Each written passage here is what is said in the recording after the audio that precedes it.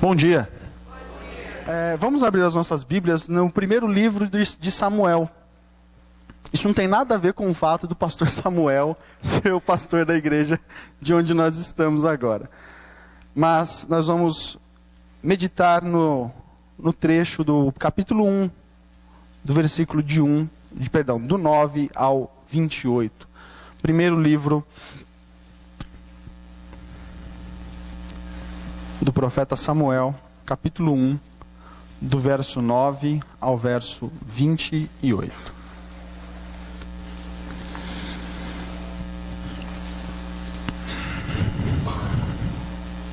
Diz assim a palavra de Deus: após terem comido e bebido em Siló, estando Eli, o sacerdote, assentado numa cadeira junto a um pilar do templo do Senhor, levantou-se Ana e com amargura de alma orou ao Senhor e chorou abundantemente. E fez um voto dizendo: Senhor dos exércitos, se benignamente atentares para a aflição da tua serva, e de mim te lembrares, e da tua serva não te esqueceres, e lhes deres um filho varão, ao Senhor o darei todos os dias da sua vida, e sobre a sua cabeça não passará navalha. Demorando-se ela no orar perante o Senhor, passou Eli a observar-lhe o movimento dos lábios. Porquanto Ana só no coração falava, seus lábios se moviam, porém não se lhe ouvia voz nenhuma. Por isso, Eli a teve por embriagada. E lhe disse: até quando estarás tu embriagada? Aparta de ti esse vinho. Porém, Ana respondeu: não, senhor meu, eu sou mulher atribulada de espírito. Não bebi nem vinho, nem bebida forte. Porém, venho derramando a minha alma perante o Senhor. Não tenhas, pois, a tua serva por filha de Belial, porque pelo excesso da minha ansiedade e da minha aflição é que tenho falado até agora. Então lhe respondeu Eli: vai-te em paz, e o Deus de Israel te conceda a petição que lhe fizeste. E disse ela: ache a tua serva mercê diante de ti. Assim a mulher se foi ao seu caminho e comeu, e o seu semblante já não era triste. Levantando-se de madrugada, e adoraram perante o Senhor, e voltaram e chegaram à sua casa em Ramá. Eucana coabitou com Ana, sua mulher, e lembrando-se dela o Senhor, ela concebeu, e, passando o devido tempo, teve um filho, e chamou Samuel, pois dizia: do Senhor o pedi. Subiu Eucana, seu marido, com toda a sua casa, a oferecer ao Senhor o sacrifício anual, e a cumprir o seu voto. Ana, porém, não subiu, e disse ao seu marido: quando for o menino desmamado, levá-lo-ei para ser apresentado perante o Senhor, e para lá ficar para sempre. Respondeu Eucana, seu marido: faze o que melhor te agrade. Fica até que o desmames. Tão somente confirme o Senhor a tua palavra. Assim ficou a mulher e criou seu filho ao peito até que o desmamou. Havendo desmamado, levou consigo um novilho de 3 anos, uma efa de farinha, um odre de vinho, e apresentou à casa do Senhor a Siló. Era o menino muito criança. Imolaram o novilho, trouxeram o menino a Eli, e disse ela: ah, meu senhor, tão certo como vives, sou aquela mulher que esteve aqui, que aqui esteve contigo orando ao Senhor. Por este menino orava eu, e o Senhor me concedeu a petição que lhe fizera, pelo que também trago como devolvido ao Senhor por todos os dias que viver, pois do Senhor o pedi, e eles adoraram ali ao Senhor. Vamos orar? Deus eterno, louvado seja o Senhor por esse dia que é teu. Louvado seja o Senhor por essa igreja que nos recebe com muito carinho. Obrigado, Senhor Deus, por esses irmãos. E nesse momento, ó Pai querido, peço que, apesar de mim, das minhas limitações, das minhas fraquezas, o Senhor me use para falar da Tua palavra aos Seus filhos. Esse texto fala maravilhosamente a mim, Senhor Deus, e o Senhor tem me ensinado muito por meio desse texto. Permita-me ensinar os meus irmãos, ó Pai querido, as maravilhas que esse texto tem. e quanto Cristo é maravilhoso. Nós oramos no nome de Cristo Jesus. Amém. Esse texto é um texto bastante conhecido e virou até, por conta de um ministério musical, até uma série de DVD. E conta a história do profeta. É o livro que basicamente conta boa parte da história do profeta Samuel, mas que vai objetivamente ensinar também sobre o início da vida dos reis em Israel. É muito comum a gente ler essa história e olharmos somente para a maneira miraculosa pelo qual Ana obteve o seu filho. E essa história vai muito além de uma gravidez miraculosa. Essa história revela Cristo. Essa história fala muito mais de Cristo do que de Ana ou mesmo de Samuel. Essa história revela muito mais o nosso Senhor Salvador Jesus Cristo do que aquele profeta que é conhecido como um dos maiores profetas de todo o Antigo Testamento. Daquele homem que teve a oportunidade de ungir aquele que se tornaria o maior rei da história de Israel. A gente vê na história de Samuel que Samuel teve a oportunidade, dentre poucos homens na história das Escrituras, que teve a oportunidade de ter os três ofícios de Cristo. Samuel foi profeta, porque ele comunicava aquilo que Deus queria ao povo. Ele era sacerdote, porque foi treinado por Eli para ser sacerdote. Então ele também oferecia sacrifícios do povo para levar aqueles sacrifícios a Deus. Mas ele também fazia um pouco, e no início da sua vida, a função de rei. Ele era um juiz. E ele tinha a função de governar Israel. Até no momento em que Deus estabelece Saul e depois Davi como um rei. Então nós vemos na vida de Samuel uma coisa muito interessante, os três ofícios de Cristo. Um dos poucos homens no Antigo Testamento que teve os três ofícios de Cristo. Essa história começa basicamente falando de seus pais. E a gente vai, no texto, um trecho que eu não li, fala de Eucana. Né? Havia um homem em Ramataim, Zofim, da região montanhosa de Efraim, cujo nome era Eucana. E aí faz as referências de quem Eucana era, falando dos seus pais. E o texto diz de que ele tinha 2 mulheres. A gente não vai entrar no mérito do fato de que a Escritura, desde o início, ensina de que ter 2 mulheres é errado. Contudo, uma das coisas que nós podemos perceber nesse trecho que não foi lido é que Eucana é um homem piedoso. Ele é um homem fiel àqueles preceitos estabelecidos na lei, de que um homem deveria oferecer sacrifícios a Deus no templo, ele deveria se deslocar de onde ele estava para oferecer sacrifícios a Deus. Veja, no versículo 3 diz o seguinte: este homem subia da sua cidade de ano em ano a adorar e sacrificar o Senhor dos Exércitos em Siló. Ou seja, ele era um homem que cumpria fielmente os preceitos daquilo que a lei estabelecia, oferecendo sacrifícios, tanto referentes a uma esposa quanto outra, porque o texto diz de que ele oferecia sacrifícios ele dava o sacrifício para que as 2 esposas oferecessem. Só que o texto também diz de que uma das esposas de Eucana, Penina, debochava do fato de Ana não poder ter filhos. Isso causava um grande incômodo na vida de Ana.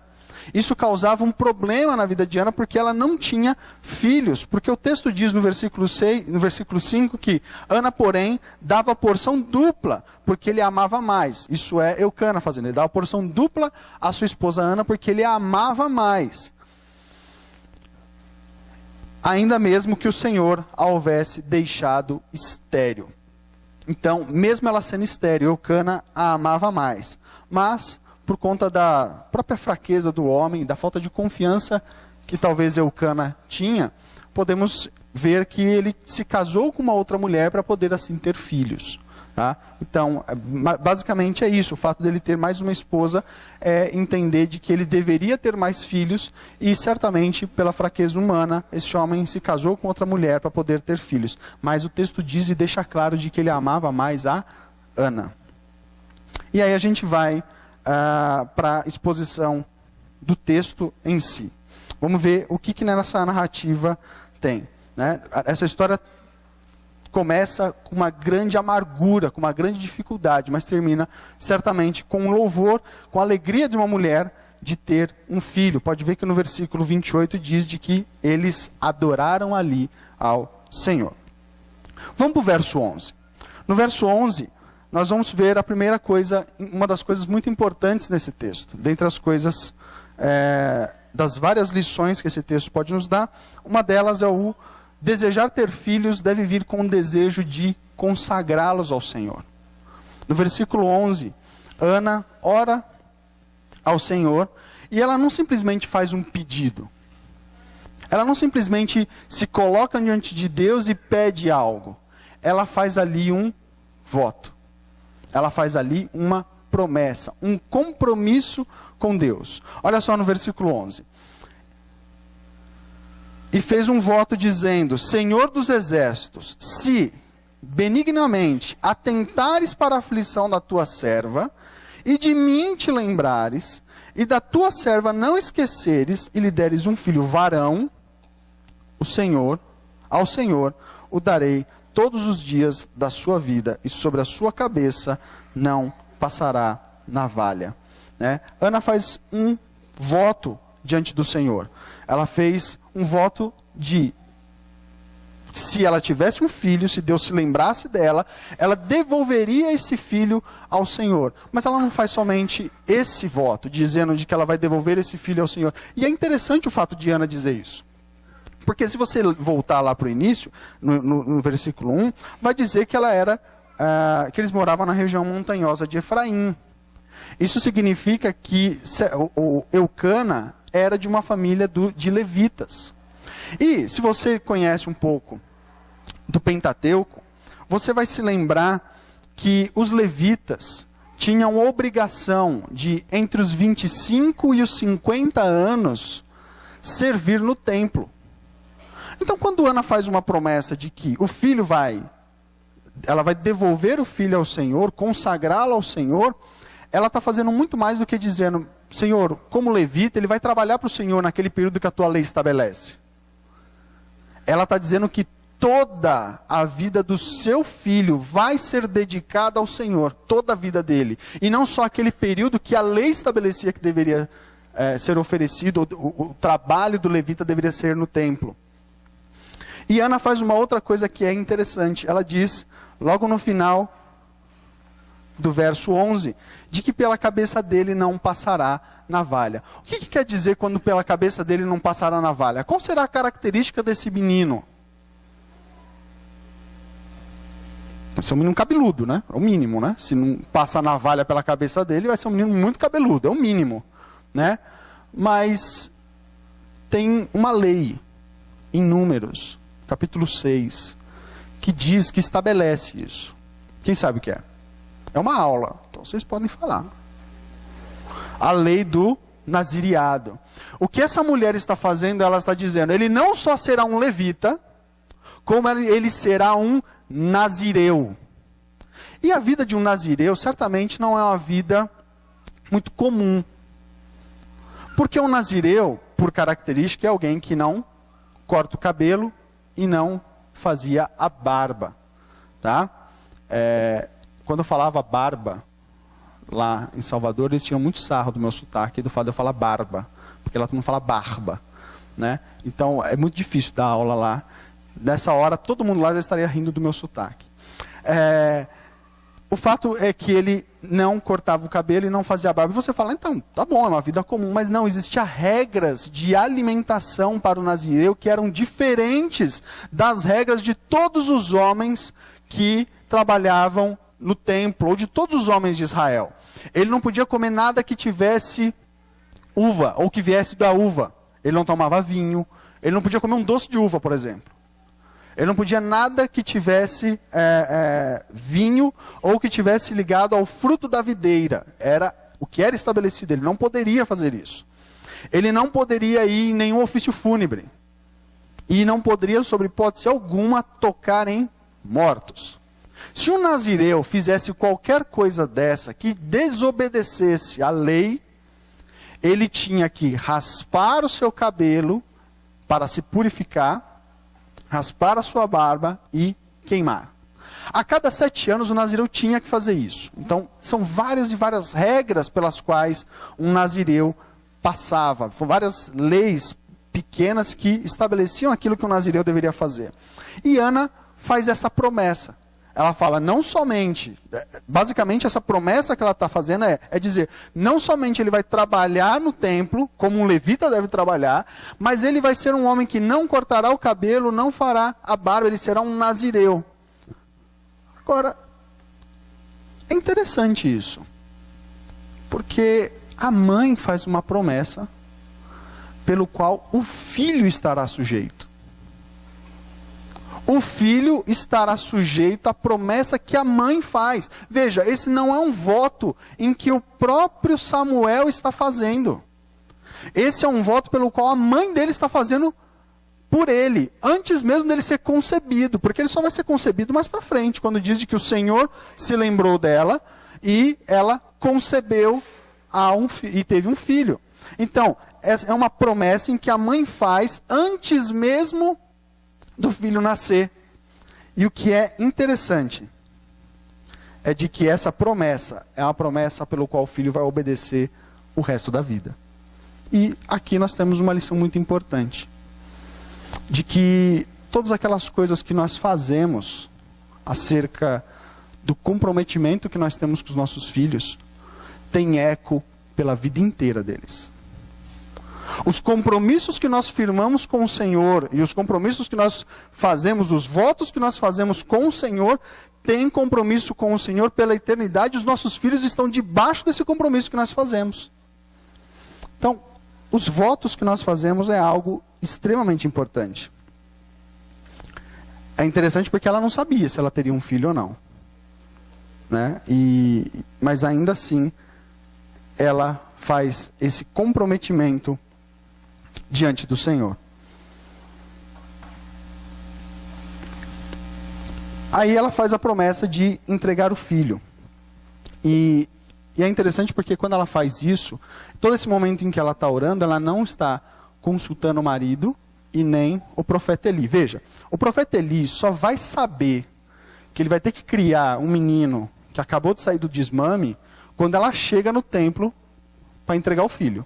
Porque olha só, o texto diz de que, demorando-se ela no orar perante o Senhor, passou Eli a observar-lhe o movimento dos lábios. Ou seja, Eli não está ouvindo a oração dela. Porquanto Ana só no coração falava. Então Eli não sabe de nada do que essa mulher está falando com o Senhor. Tanto que depois que ele a repreende, dizendo, né, até quando você vai ser embriagada, chama ela de filho de Belial. Tá? Não tem crianças aqui, né? Filho de Belial é como se ela estivesse chamando ela de uma prostituta, de uma vadia. Tá? Então ela simplesmente fala, não me tenhas por filho de Belial. Eu não sou esse tipo de mulher. Eu não estou aqui bêbada no templo. É interessante isso porque é o tipo de situação que se acontecesse hoje, a gente ficaria muito incomodado, né? Mas o tempo pelo qual esse livro está sendo escrito, e esse período por onde Ana, essa época em que Ana está vivendo, e o profeta Eli está vivendo aqui, é uma época muito difícil em Israel. Tá? Esse aqui é o tempo dos juízes. E se você já leu o livro dos juízes, você sabe que lá o bicho pega. Né? Você sabe que lá, no período dos juízes, cada um fazia o que achava reto ao seu próprio coração. Então, ter esse tipo de situação, gente bêbada, oferecendo sacrifícios e vivendo dentro do templo, era uma situação bastante comum. Se você continuar lendo o livro de Samuel, esse primeiro livro, você vai perceber que os próprios filhos de Eli se davam a estas coisas também. Tanto que os dois morrem mais na frente por conta até da maneira com que eles agiam. Tá? Então, certamente Eli achou que ela era uma mulher que estava lá, uma prostituta, uma mulher que estava embriagada, uma bêbada. Né? E aí ele fala, não me tenhas, ela me diz, não me tenhas por filha de Belial. Não estou embriagada, eu estou bem. Só que eu estou muito angustiada. Eu estou atribulada de espírito, no verso 15 diz. Eu sou mulher atribulada de espírito. Não bebi nem vinho, nem bebida forte. Estou derramando minha alma diante do Senhor. E ela não diz para ele o que ela fez, o que ela prometeu, qual é o voto que ela fez.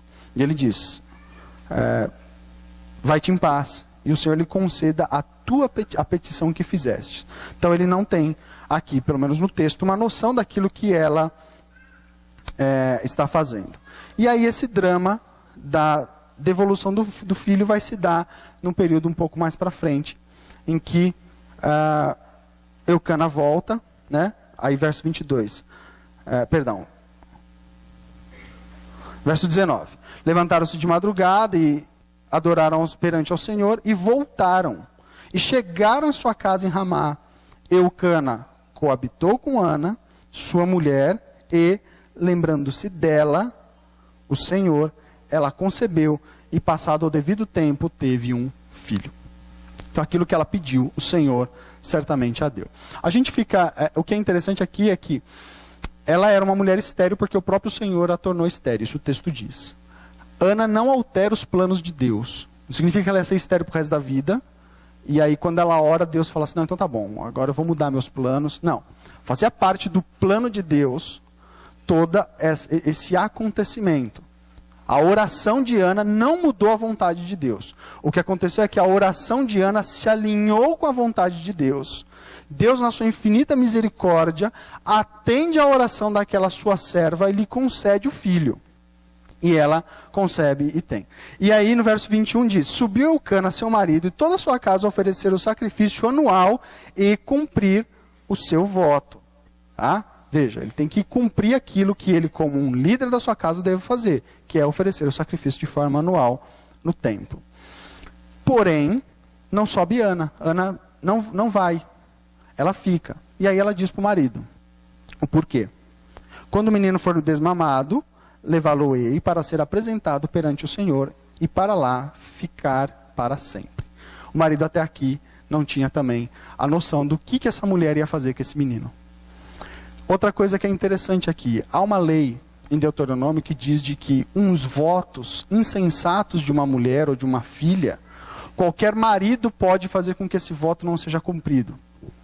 Se Aninha ou Cíntia, diante de Deus, fizer um voto e um comprometimento diante do Senhor, e eu como marido, como pai, entender que o voto delas não deva ser cumprido, eu, diante do Senhor, posso permitir que elas não cumpram esse voto. Deus nos dá autoridade a homens de dizer quais votos a mulher e a filha podem ou não cumprir.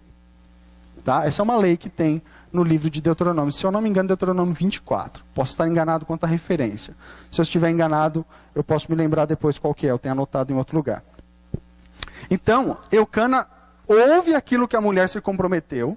Ela diz para ele, eu fiz um voto diante do Senhor, o meu voto era de fazer isso. Lembre-se, esse homem diz lá para ela, no finalzinho do verso 8, né? Por que choras? Por que não comes? Por que está com o coração triste? Ele sabe que essa mulher era uma mulher amargurada, uma mulher atribulada, uma mulher que tinha dificuldades pelo fato de não ter filho. Aí agora ele ouve da esposa que o filho que ela teve, aquele filho tão esperado, ao qual ela tanto pedia, agora ela vai entregar esse filho para servir no templo. E ele não entende que esse seja um voto insensato. Por isso que ele diz para ela, no finalzinho do verso 23. Respondeu Eucana, seu marido, faze o que melhor te agrade, fique até que o desmames. Tão somente o Senhor confirme a sua palavra. Ele não diz para ela, isso é um voto insensato. Você não vai cumprir esse voto. Eu não lhe permito cumprir esse voto. Ele tinha autoridade, por lei, estabelecida em Israel, para fazer isso, mas ele não faz. Ele diz para ela, cumpra o seu voto. Que o Senhor confirme isso em você. Que o Senhor confirme no seu coração esse voto que você fez. E ele sobe para oferecer os sacrifícios. E ela não vai enquanto o bebê não for desmamado. E aqui chega, no verso 24, aquilo que eu acho que é o mais tenso de toda essa narrativa. O versículo onde a gente lê e você pode simplesmente, numa leitura muito rápida, não perceber a grande dificuldade, o grande problema que pode ter aqui. Havendo desmamado, levou consigo com um novilho de 3 anos, uma efa de farinha, um odre de vinho, e apresentou à casa do Senhor em Siló. Era um menino ainda muito criança. Quem aqui sabe qual que é a idade do desmame de uma criança? Na época, claro. Atualmente é 6 meses. Né? Tem mãe que dá de mamar, a menina tem 15 anos, não está mamando. Né? 3 anos, né? Isso hoje ou na época? Na época, ótimo. É exatamente isso. O período do desmame era entre 3 e 4 anos. Significa o quê? Quem aqui tem filho com 3 e 4 anos? Não é? Imagine você, né? Pegar o Pedrinho. Não rola? Rapaz, sua mulher fez um voto. Né? Pegar seu filho de 3 anos, trazer ele e falar assim, a partir de hoje, você vai ficar aqui. E o papai e a mamãe só vai ver você uma vez por ano. Qual você acha que deva ser a reação da criança? Quem é que já levou o filho para a escola? Né? Vamos fazer um paralelo com o filho na escola. Algo que depois dali de 4 horas você vai ver a criança de volta. Você lembra quando a primeira vez seu filho foi para a escola? Que você olhou a criancinha... E a gente dá A gente vai trabalhando isso em casa, né? Amanhã é dia de aula, hein? Você vai ver que ir para a escola é muito legal. Você vai gostar. Você vai fazer um monte de amiguinho na escola, né? Você vai preparando a criança. Você vai amaciando a carne, né? Para que quando ele chegar lá, você não tenha grandes problemas. Aí você compra a mochilinha. Você fala, quer a mochila do quê? Você quer a mochila do Ben 10? Você quer a mochila da Moranguinho? Né? O papai e a mamãe vai comprar uma mochilinha para você ir para a escola. E a criança fica toda animada porque ela vai para a escola, né? Aí você compra a lancheira, aí você põe o uniforme e você vai preparando. Aí na hora que chega a hora de ir para a escola, que a criança olha aquela multidão de criancinha entrando, o que ela faz? Chora, porque não quer. Porque lá não vai ter quem? Quem não vai estar lá na escola? Papai e mamãe. Isso, nós estamos falando de uma situação muito trivial. Muito trivial. Levar um filho para a escola é simplesmente dizer, olha, fica, daqui a pouco o papai e mamãe vêm te pegar. É só 4 horas, filho. Fica aqui um pouquinho, não tem problema. Olha, você vai gostar. E a gente depois, você vai estar em casa. Não é isso que a Ana está fazendo. A Ana não está levando o filho para a escola. A Ana não está dizendo, daqui a pouco, daqui 4 horas, mamãe vai te pegar de volta. A Ana está dizendo, filho, daqui 1 ano mamãe vai te ver. E você vai continuar aqui. Filho, mamãe agora não tem Skype. Tá? Só para lembrar que nesse tempo aqui, você pode até estranhar, claro, né? Não tem internet aqui. Significa que não tem telefone também. Ela não podia ligar lá no templo, né? Atende o sacerdote Eli. Deixa eu falar com o Samuel aí. Oi, filho, é a mamãe aqui. Como você está? O tio Eli está cuidando bem de você? Não tem isso. Não tem isso. Não tem internet. Não tem Skype. Esse menino não volta depois de 4 horas. Correspondência? Quem era o carteiro dessa época? A gente manda uma carta. A gente manda uma foto de ano em ano. Mamãe tira, o sacerdote ele tira uma foto de você e manda para a mamãe. Mamãe tira uma foto e manda para você. Não tem essas coisas. Esse voto pelo qual essa mulher fez diante do Senhor é seríssimo. Essa mulher desejou a sua vida de casada quase que, até aqui, ter filho. E Deus dá. E agora ela está entregando esse filho. É um momento muito dramático nessa história. A gente lê assim, né? Rápido, né? Havendo desmamado, levou consigo, ofereceu o sacrifício, entregou o menino era criança. Legal. Poxa, legal, agora ele mora no templo. Não é assim. É um drama. Imagine mãe chorando. Imagine filho chorando. Imagine essa mãe no caminho de volta. Imagine essa criança durante a noite. Ele estava... Veja, esse menino não está com um homem do qual ele conhecia. Porque ela não ia lá anualmente. Ela não foi preparando ele, falando assim, olha filho, esse aqui é o sacerdote Eli, é um cara legal, viu? Você devia conhecer, brincar um pouquinho com os filhos dele. Não era isso. A primeira vez que Samuel, com 3 anos, viu o sacerdote Eli, foi da vez que a mãe falou, a partir de hoje você fica com esse homem. Esse homem vai cuidar de você porque a mamãe fez um voto, fez uma promessa. É um momento muito duro, muito dramático. Números 30. Ok, Números 30, não Deuteronômio. Deuteronômio 24 é do pai preparar a filha e entregá-la virgem ao matrimônio. É isso, né? Números 30 é a promessa, o fato do homem poder não permitir que a mulher cumpra um voto que ela fez que tenha sido um voto insensato. Ok? Números 30 é o texto. Obrigado, pastor.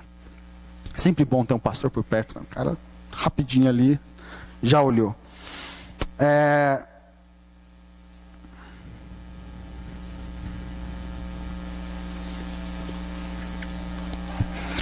Esse texto, essa parte aqui é bastante interessante. Eu queria explorar um aspecto bem interessante.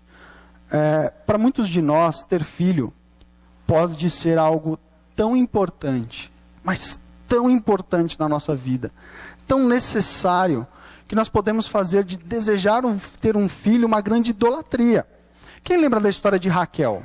Raquel se coloca para o teu marido e diz para ele, olha, se não me der um filho, eu morro. Dai-me filhos, se não morro. Então, a gente tem que pensar que Ana, apesar de desejar muito ter um filho, não fez isso algo que se tornou um ídolo em seu coração. Porque se isso fosse um ídolo no coração dela, certamente ela não cumpriria o voto que fez e nem entregaria a Samuel. Contudo, só há um Deus e ninguém acima dele. E Ana e Eucana cumprem aquilo que de fato é importante. O que isso hoje poderia nos ensinar? Primeiro, que votos diante do Senhor são compromissos importantes. Devemos honrar aquilo que nos comprometemos com o Senhor em fazer. Seja algo acerca da nossa vida cotidiana, do dia a dia, seja algo que nós nos comprometemos de forma espiritual. Se há um voto diante do Senhor, cumpra. Com Deus não se brinca, de Deus não se zomba. Diga, presbítero.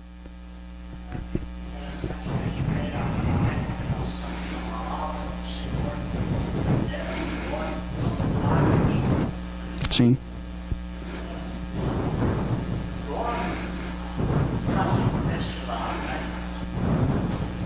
Fazemos voto e deixamos passar. 1 mês, 2 meses, 6 meses, 1 ano, e a alimentação do ano. Tão logo, mas 10 votos. E Ana, eu tenho que fazer isso agora. Uhum. A minha promessa foi de que eu devolvo dinheiro. Eu te dei, mas o Senhor me deu. E eu te volto. Sim. Sim. É interessante porque Ana poderia ter muito bem dito... Veja, o sacerdote ele não sabia da promessa. O marido só soube da promessa quando que ele foi oferecer um sacrifício. Ela falou, não vou. Ela podia ter não falado nada. Ela podia ter seguido o curso da vida dela normalmente. Fingido, como muitas das vezes nós fazemos... Né, com os compromissos que nós fazemos diante do Senhor, fingido de que nada aconteceu. Ignorado o fato, só eu e Deus sabe, eu estou disposta, por um filho, né, aquilo que eu desejei quase que meu casamento inteiro, eu estou disposta a aguentar caso haja algum problema. Né? E aí, se eu perceber que a coisa vai ficar um pouco dificultosa, eu cumpro aquele voto. Porque Deus tem que entender que eu tenho dificuldades também, que eu não consigo, né? Cumprir tudo aquilo que eu mesmo disse que faria. Não é esse tipo de ensino que nós vemos aqui. Essa é uma característica de uma mulher muito piedosa e muito temente a Deus. Muito temente a Deus. Ela está devolvendo aquilo pelo qual ela, no casamento dela inteiro, desejava ter, que era um filho.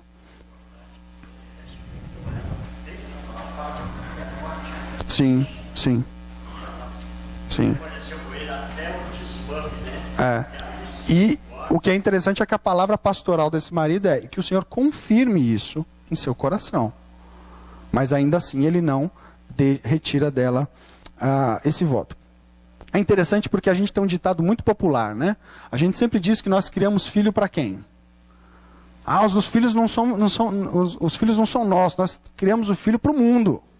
Não é isso? Isso, muito bíblico. Qual que é o versículo?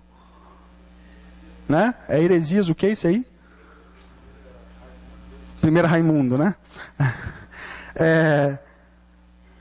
Nós criamos filhos para a glória de Deus. E não é uma tarefa fácil. Disciplinar não é uma tarefa fácil. Ensinar a palavra de Deus não é uma tarefa fácil. Ana faz um voto com seu filho. Esse filho não só está sendo entregue para o sacerdote Eli, como também ele está sendo orientado daquilo que ela mesma se comprometeu. Esse menino vai ser nazireu. Sobre a cabeça dele não passará navalha. Devolver um filho a Deus significa consagrá-los, ainda que eles não saibam o que é isso. Tá?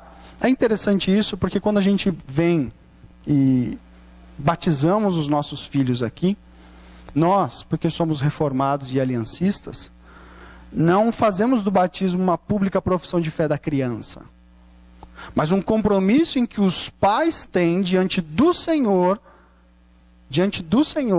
de apresentar estes filhos a Ele. E quanto a esse detalhe, isso é bastante importante, porque devolver os filhos não é uma tarefa fácil, e envolve o drama de ter que feri-los. O compromisso que nós fazemos diante do Senhor quando nós batizamos os nossos filhos é de feri-los, ou não? Quando o pastor pergunta para os pais aqui, e eu sei que todo pastor faz isso, porque isso está no manual manual litúrgico, ele diz que, pergunta para os pais, vocês se comprometem a ensinar o teu filho na lei do Senhor, a discipliná-lo? E eu não sei, vocês, mas disciplina lá em casa dói. Ou não? Ou disciplina é pôr numa cadeirinha e fala assim, olha, papai vai pôr você na cadeirinha, e quando você tiver pensado sobre o que você fez, e você tiver arrependido, aí papai tira você da cadeirinha. É assim?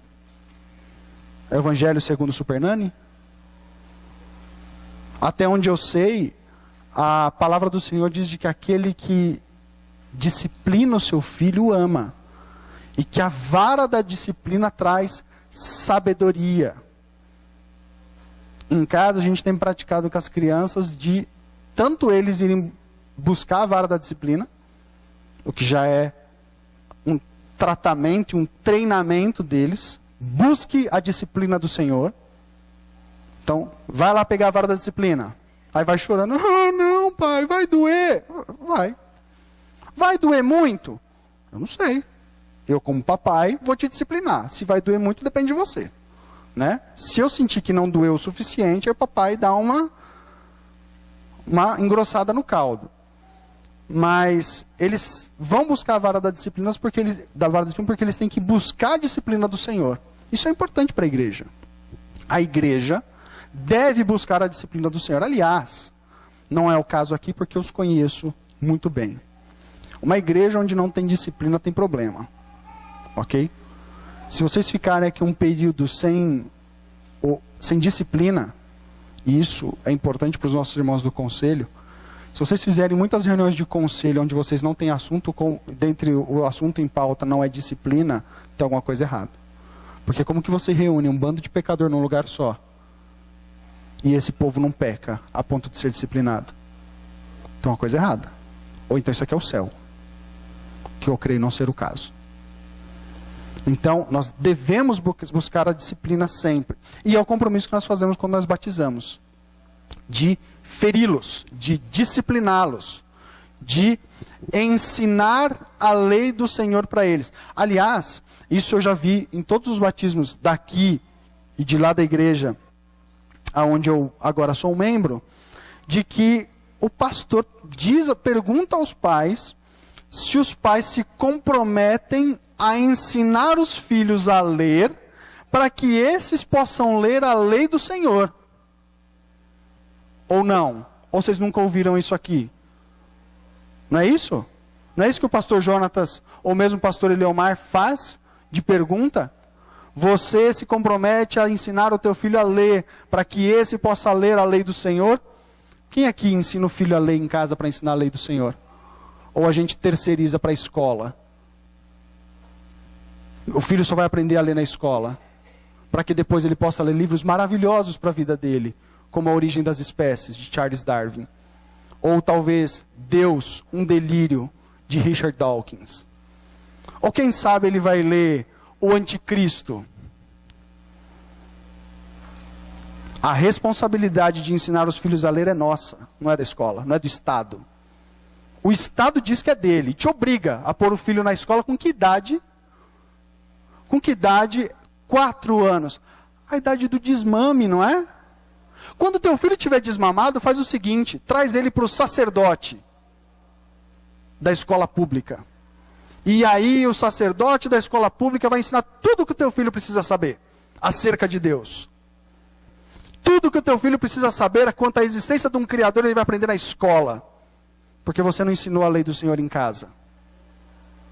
Porque você não ensinou teu filho a ler em casa. Terceiriza para o mundo a educação do teu filho e você vai ver que tipo de filho você vai ter mais para frente. Diz para o teu filho que você o ama, põe uma mochilinha nas costas dele e fala, vai filho para a escola. Eles vão te ensinar a ler. Fica lá na escola. E depois o papai ora com você. Depois o papai lê um versículo com você. Quem sabe eu te ensino um dia o que é o Salmo 23. Quem sabe um dia, quando o próprio papai souber quais são os 10 mandamentos, eu te ensine quais são. Diga para o mundo. Aqui, ó, olha que criança maravilhosa, cuide dela.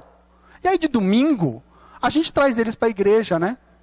A gente deixa que os tios da igreja ensinem eles alguma coisa.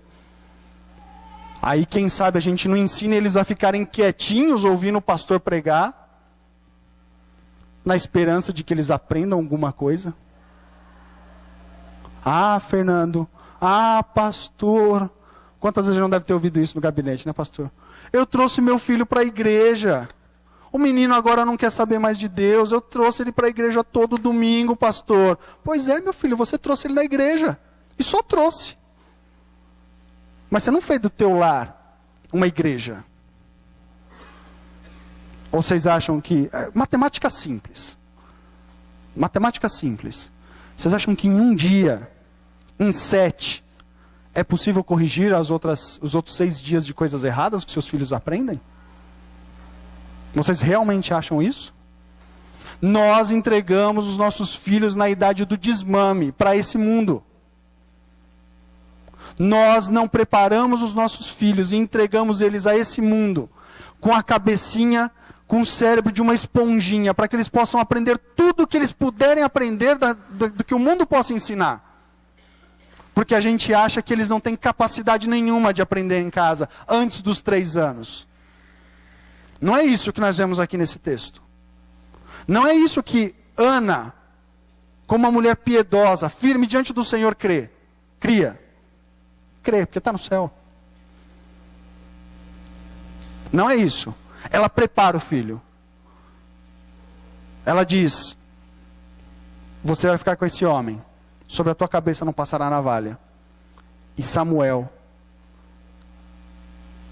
se tornará o profeta mais importante do Antigo Testamento. Se você ler os Hebreus, na hora que eles fazem assim, que o autor aos Hebreus, inspirado pelo Espírito, faz a síntese de todos aqueles heróis da fé, quando ele fala dos profetas, ele fala de Samuel. O menino que com 3 ou 4 anos foi entregue no templo para ser cuidado por aquele que era um péssimo sacerdote. Ou vocês acham que quem ensinou tudo que Samuel sabia foi Eli? Se você for olhar sua Bíblia um pouco mais para frente aí, Você vai descobrir, por exemplo, no capítulo 2, do 22 em diante, que Eli até tenta repreender os filhos. E que Deus faz uma promessa para Eli: eu vou matar seus filhos. Porque eles são insubmissos, indisciplináveis, são rebeldes, me ofendem. Já ouviram a expressão fogo estranho? Quem é que já ouviu a expressão fogo estranho? A expressão fogo estranho é por causa dos filhos de Eli, que traziam fogo estranho para dentro do altar, que pegavam a melhor parte com seus grandes garfos, não se importando nem um pouco com o Senhor. Não pense você que Eli errou com os 2 filhos e acertou com Samuel. E por isso que Samuel se tornou um grande profeta. Samuel foi bem treinado quando pequeno. Por isso que ele se tornou um grande profeta. Claro, pela misericórdia do Senhor, pela instrumentalidade do Espírito de Deus. Não tenho dúvida. Mas que Deus usou a mãe dele como instrumento, isso eu também não tenho dúvida nenhuma. Nenhuma. Quando você traz o teu filho para ser batizado, e você faz votos diante do Senhor e compromissos diante do Senhor, você não promete para Deus, diante da igreja, se comprometendo junto com a igreja: eu vou ter um filho que vai ser o melhor engenheiro desse país. Você promete que você vai ensinar o teu filho para ele ser o melhor médico que esse país tem? Não é esse tipo de pergunta que é feita num sacramento como o batismo. Ele vai ser o melhor empresário, fiel ao Senhor. Não é esse tipo de comprometimento. Vai ser o melhor contador, o melhor protético, ou seja lá qual for a profissão que você queira colocar aí. Não é esse tipo de compromisso que você faz diante do Senhor.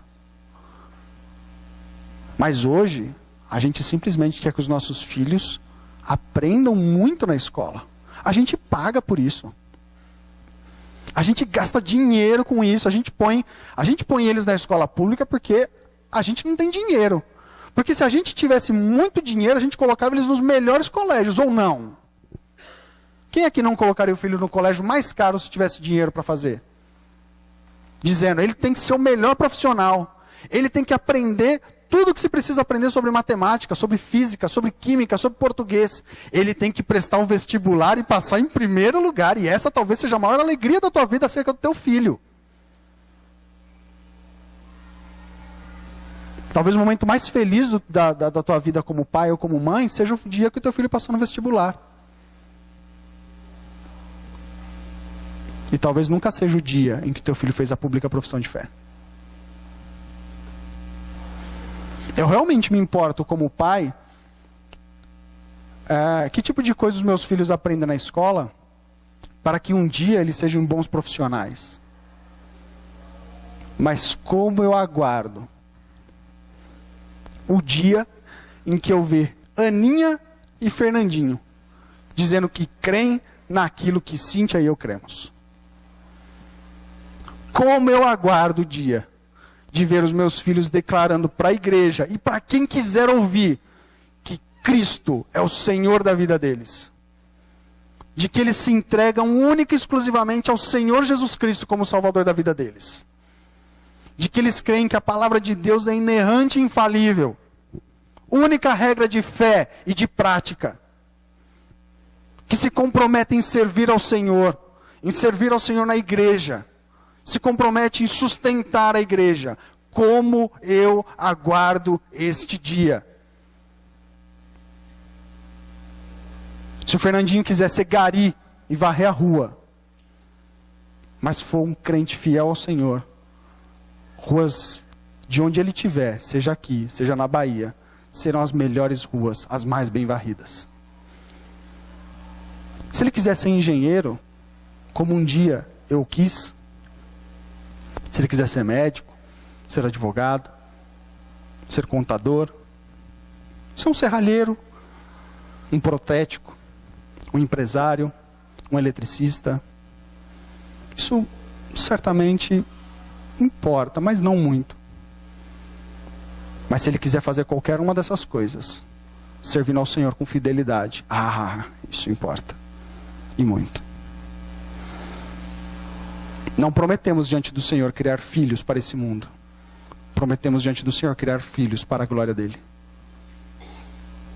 Dizemos a Deus, ao conselho, à igreja e ao mundo de que vamos criar filhos para o Senhor. Será mesmo que a gente faz isso? Será mesmo que a gente faz isso? Será mesmo que a gente se preocupa com que tipo de coisa os nossos filhos aprendem? Será que a gente se importa com o fato de eles aprenderem evolução na escola, sabendo que Deus é o Criador de todas as coisas? Será mesmo que a gente se importa com essas coisas?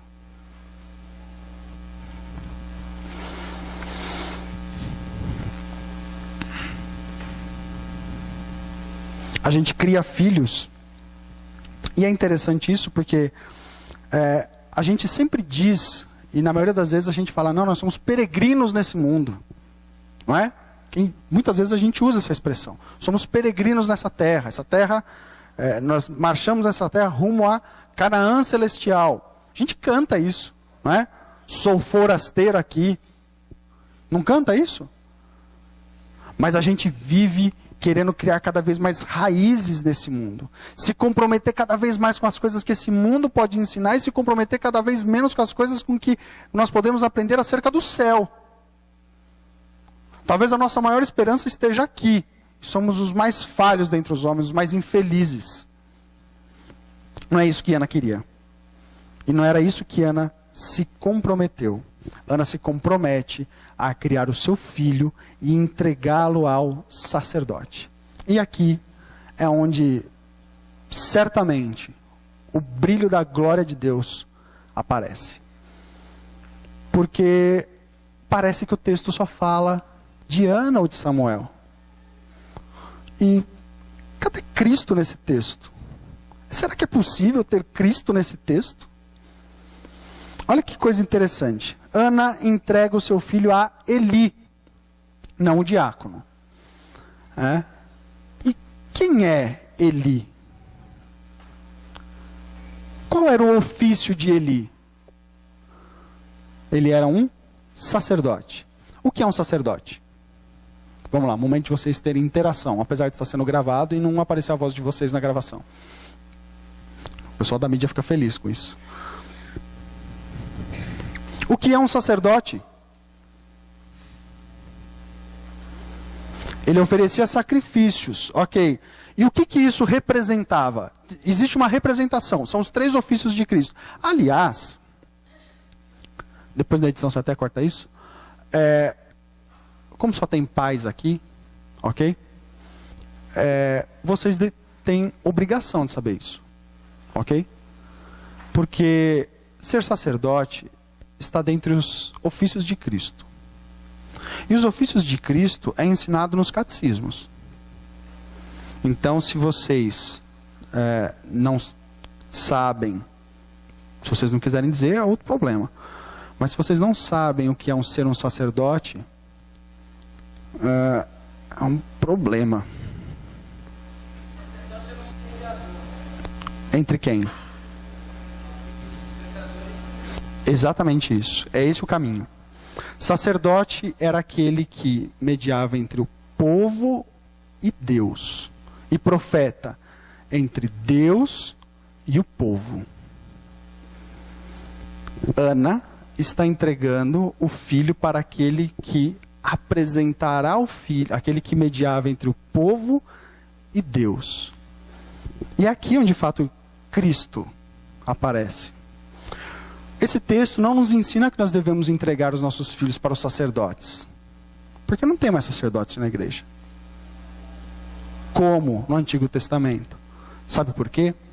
Porque depois da vinda de Cristo, do seu cumprimento de toda a lei, nós somos o sacerdócio real. Nós somos os sacerdotes que servimos ao sumo sacerdote. E Eli era o sumo sacerdote. Sabe o que Ana está fazendo? Ela está entregando o filho para o sumo sacerdote. E é isso que de fato nós devemos fazer. Não entregar os nossos filhos para o pastor da igreja. Chega aqui no pastor Leomar, pastor Leomar, está aqui, Pedrinho, tá? A partir de hoje o senhor cuida. Uma vez por ano eu venho aqui dar uma manutenção na amizade com ele, mas ele é responsabilidade sua. Porque o pastor Leomar é sacerdote. Não há dúvida. Mas ele não é sacerdote como Eli era. Ele é um sacerdote. Mas acima dele é um sumo sacerdote, Cristo. Esse texto nos ensina que nós devemos ensinar os nossos filhos, nós devemos preparar os nossos filhos para entregarmos eles a Cristo. E essa preparação para entregarmos nossos filhos a Cristo é uma obrigação de todo pai, crente, e mãe, crente. Ana prepara o seu filho e entrega ela ao sumo sacerdote, como vocês devem fazer. Preparar os filhos para entregá-los eles ao sumo sacerdote e dizer: Senhor, aquilo que eu me comprometi um dia está sendo cumprido agora. Eu me comprometi a ensiná-lo, eu me comprometi a doutriná-lo, eu me comprometi a discipliná-lo quando necessário. E dependendo da rebeldia do coração do filho, às vezes é muito necessário. Muito necessário. Eu me comprometi com o Senhor diante de fazer todas essas coisas e agora está aqui. Estou entregando o meu filho ao Senhor. Que bela cena é essa? No dia da pública profissão de fé. O pai pegar o filho pela mão e falar assim: está aqui. Está aqui Cristo, sumo sacerdote. O filho que eu me comprometi a cuidar. O correto, pais, não é você criar seu filho e depois ele fazer um curso de catecúmenos. Se o filho é filho da aliança, ele não deveria fazer catecúmenos. Aliás, isso é uma grande vergonha para vocês, se seu filho teve que fazer catecúmenos para se tornar membro. Porque a catequese tinha que ter sido feita em casa. Porque o teu filho não vai aprender nada na classe de catecúmenos que ele não podia ter aprendido numa vida de ensino em casa.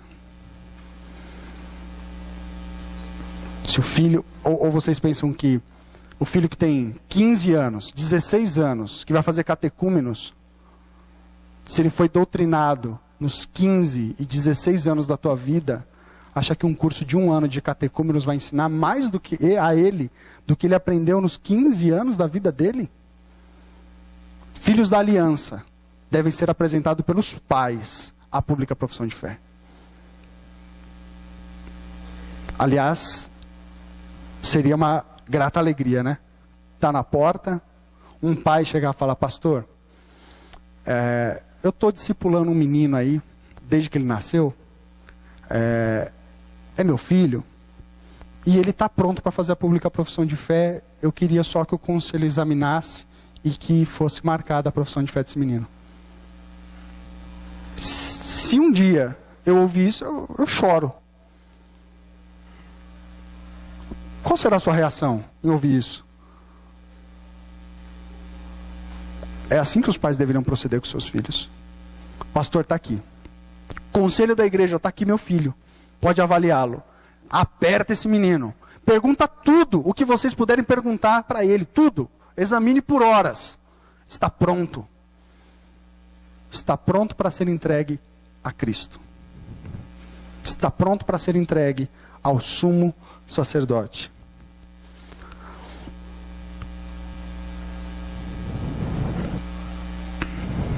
É triste, né? A gente vê, às vezes, alguns pais dizendo: mas eu não consigo. Eu não sei. Eu não sei fazer isso. Eu não consigo preparar meu filho. Certamente, para esse tipo de situação, apesar de ser triste, sempre há muitas opções. Sempre há uma igreja para colaborar, para ajudar. E, aliás, é por isso que em qualquer batismo, o pastor pede para que a igreja se comprometa. Tá? É por isso. Muitos daqui só tem a mãe, são filhos que só a mãe frequenta a igreja. E aí, isso quer dizer o quê? Que esse menino não tem pai crente? Não, tem sim. Quantos homens tem aqui na igreja? Vocês são pais espirituais de todos os meninos que não têm pai na igreja. Ou pensa que não? Ou pensa que não? Vocês, mulheres, são mães espirituais de todas as pessoas, moças ou rapazes, que não têm mãe na igreja. Vocês se comprometeram com isso. Aqui é pouco, né? Acho que aqui não tem nenhum pai que frequenta com os filhos e a mulher não. Lá existe alguns casos. Não há nada melhor do que conduzir os nossos filhos a Cristo, apresentar ao único nome em que há salvação. Daquele que nos livra da ira vindoura. Desejar conduzi-los para o céu, olhando cada vez mais para o autor e consumador da nossa fé, é uma obrigação de todo pai, de toda mãe. Agora, pode ser que por conta da minha fraqueza em ensinar, da fraca competência na oratória, ou qualquer outra coisa, vocês talvez não tenham